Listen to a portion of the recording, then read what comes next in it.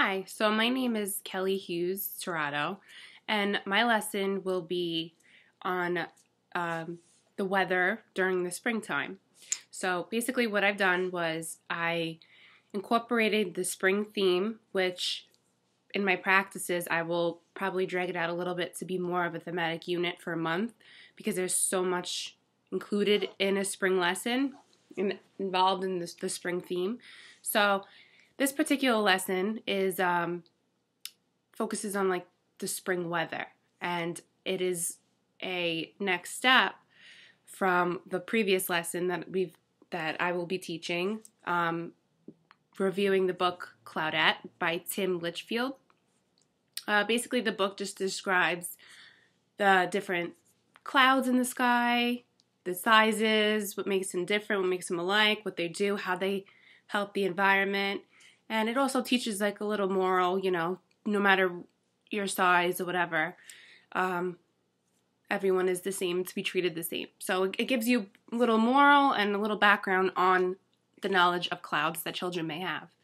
So the lesson that I'm going to be focusing on, it's a rain jar. Basically, in learning about clouds and rain, they might know it rains and it comes from the sky, but do they know why? So my job is to teach students why it happens.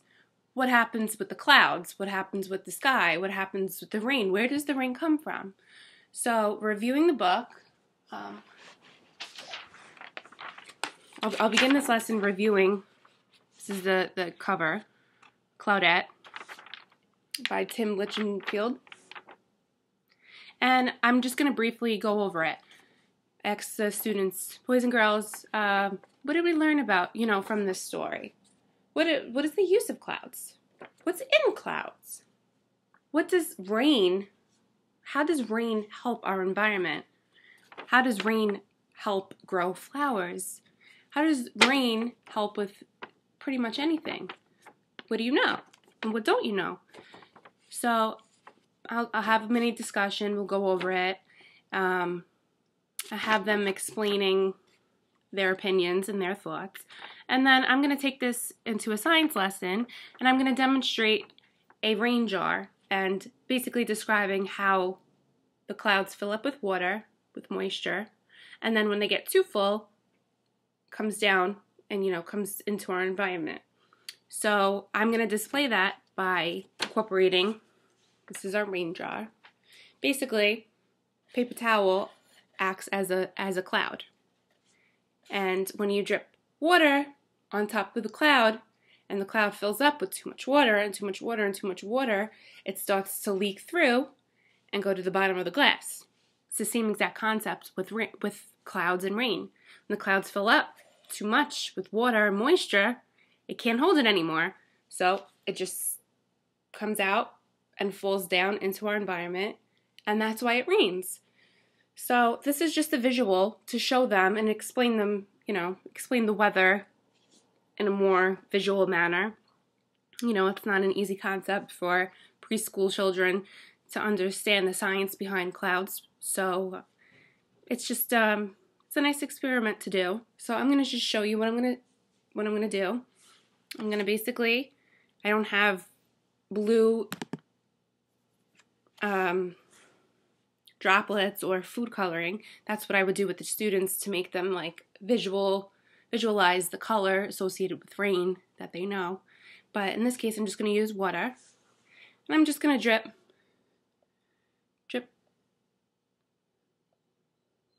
Just allow it to drip, and I'm going to have students do this in groups. Each student will have a chance to, pour some drops in and observe what they see.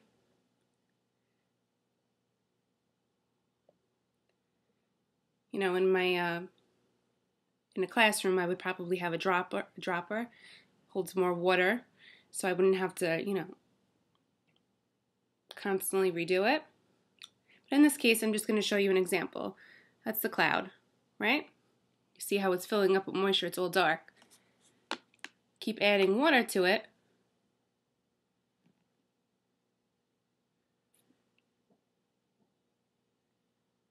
Oh, and there you go. you see at the bottom, it started to leak through. Now children will associate this with clouds and rain because they'll actually be able to say, oh wow, clouds can only hold up a certain amount of water, a certain amount of moisture in until it releases into our environment. So that's just a little summation of what I'm going to do, experiment what I'm going to do. I'm going to ask some questions. Why do you think the clouds can hold so much water? What is your opinion? Where do you think the water comes from in the sky?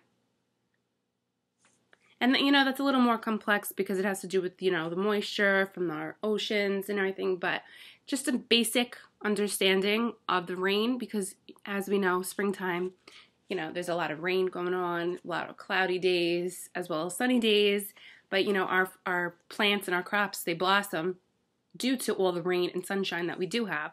So it's a nice concept, follow along with this. We're going to plant, we're going to have little bean seeds. I'm going to have each individual child have their own cup with their own seeds, and every day they'll water it on their own, and we'll put it in the sun.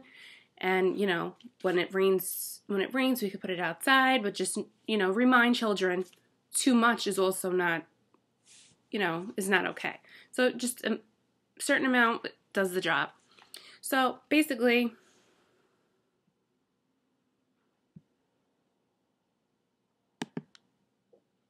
sorry about that. Basically, I'm just going to review now, my reasonings. I do want children to be able to use the different tools and materials in experimenting, and have them better understand how, all concepts of springtime, it all has to do with each other. Plants just don't grow, trees just don't grow. Weather happens accordingly. It doesn't snow necessarily in the springtime, so that's where instead of snowing, it rains.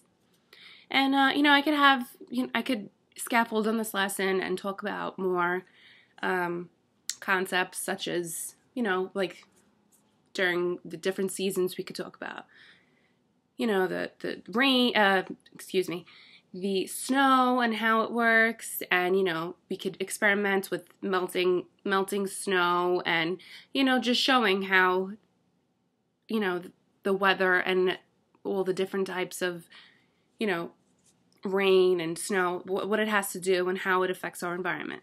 But I just thought this was a really great lesson because following this Claudette book, it works off of it, scaffolds really nicely. And it has children, with the knowledge that they have from Claudette, even though it's, a fiction story and it's, teaching a moral as well as, common knowledge about clouds and weather and, in springtime and all. It really, gets the mind thinking for children. So my goal is to have all students, explore through exploration. And this is why I think it's so important for the rain jar. I think visuals are great with students, hands-on learners, visual learners. It's really just a way to really understand what is going on when it does rain. And, associates many different, we could, work off of many different topics with this. I just want to go over the standards that I'm using, the Common Core pre-K standards for New York City. I used scientific thinking, using a variety of tools and materials to test predictions through active experiments, and also generate explanations and communicates conclusions regarding experiments and explorations. It verifies by explaining how, why, concepts. So I really do think that this is a great experiment, and I cannot wait to continue this, this journey with this spring. Springtime is my favorite, and today happens to be the beginning of spring, which I'm hoping that that weather starts to act like spring, so the students don't get confused. But that's my lesson. And if you have any questions, you know, I also was thinking of how to work off of this lesson and, follow-up activities and all. And I was thinking to have, general, maybe conversations with the children afterward, reflect on what we learned, reflect on what they didn't know compared to what they do know, work on having children go visit centers that have more areas of knowledge with weather and, all the spring acts, all that spring has to offer. We're going to be doing a lot of outdoors stuff, a lot of planting, a lot of, experimenting, a lot of nature walks, and, we're also going to have our butterflies that we'll eventually release and, take care of. So I just want to, generalize all the topics that has to do with spring because I think it's important. We're going through it now. And instead of just understanding that it is springtime, I want them to know why. So that is my theme. That is my lesson. And I hope you enjoy it. And thank you.